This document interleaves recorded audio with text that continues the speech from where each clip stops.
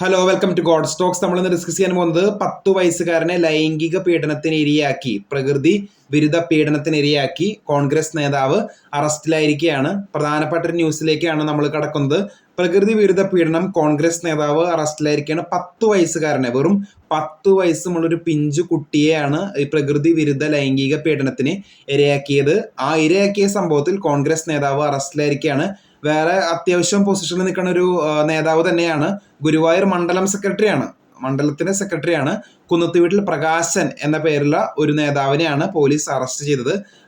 കഴിഞ്ഞ ദിവസങ്ങളായിരുന്നു അറസ്റ്റ് ഉണ്ടായത്. പ്രതി ഇപ്പോൾ റിമാൻഡിലാണ് പ്രതി ഇപ്പോൾ.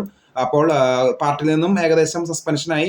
ഇപ്പോൾ പാർട്ടിയിൽ നിന്നും താൽക്കാലികമായി നീക്കം ചെയ്തേക്കാണ്, ഇതിന്റെ കേസും കാര്യങ്ങളൊക്കെ ആയിട്ട് ബന്ധപ്പെട്ട്.